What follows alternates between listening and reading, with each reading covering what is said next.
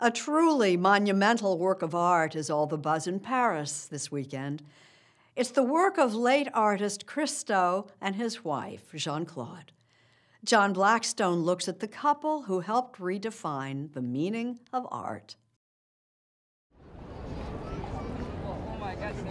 In Paris this weekend, traffic stopped and crowds gathered to see the Arc de Triomphe transformed. I'm not sure, but it's art, so you cannot, you just have the feeling. I have like feeling of happiness now, so I'm excited.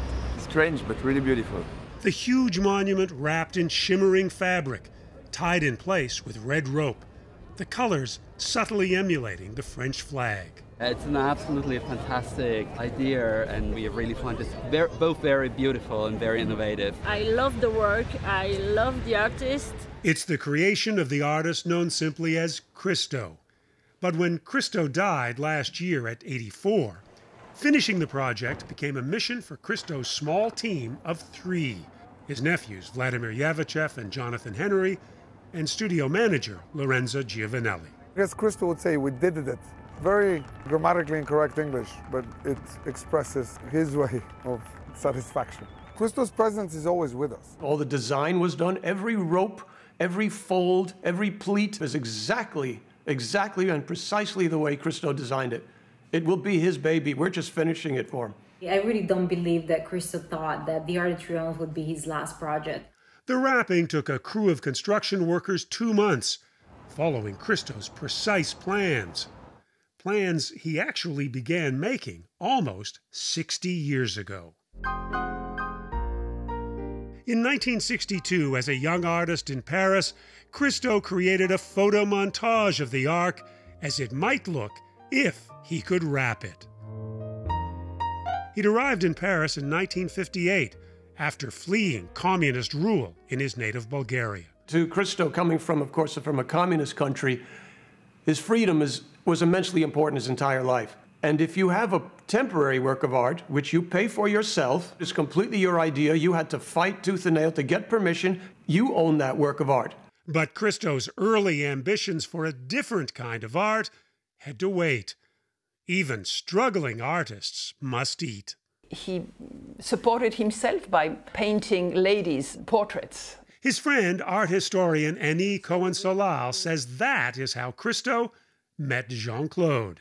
Jeanne-Claude's mother said, why don't you do the portrait of my daughter, who was extremely beautiful? And so Christo did, and then he fell in love with her and stole her from her husband. She was recently married. So it's a very romantic story.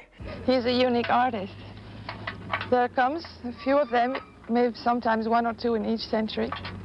And he's one of them, and I'm very proud to be helping him. More than a married couple, Christo and Jeanne-Claude became an artistic team, their creations considered as much hers as his. Each one of our projects is like a child of ours. Her intensity matched his. Don't talk to me now, all right? I'm giving birth. Okay, bye-bye.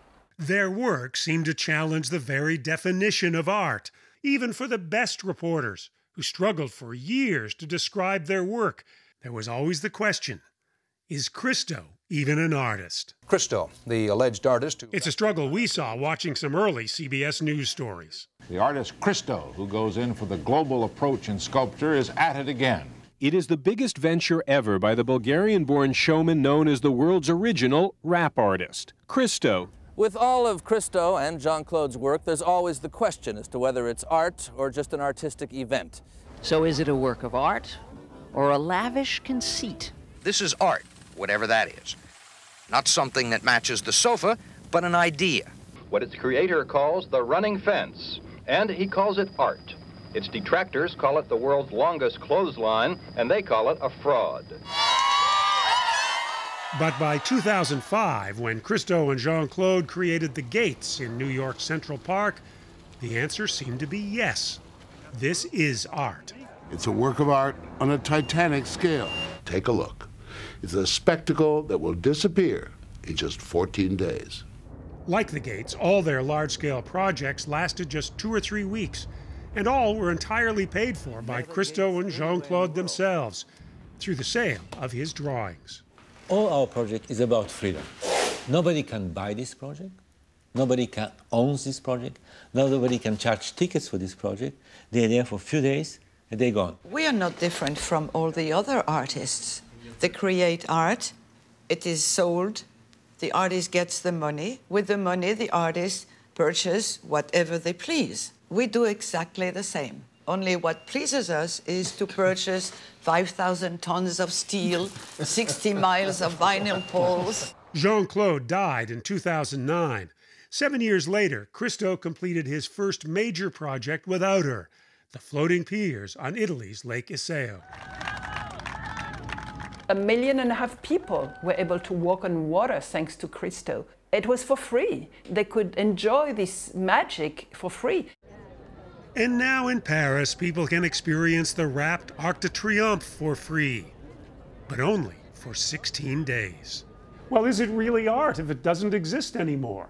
The art is the memory, the joy, the experience. There's emotion in it, so I really, really appreciate it. That's the beauty of those projects, the fact that they're temporary, because they're unique. And you feel like you have to enjoy it all, because you know that it will disappear in a few weeks. Even if you don't live in Paris, you know the Arc de Triomphe. And I think you veil it and you see it differently, and then you unveil it and you see it again and you rediscover it. It's beautiful.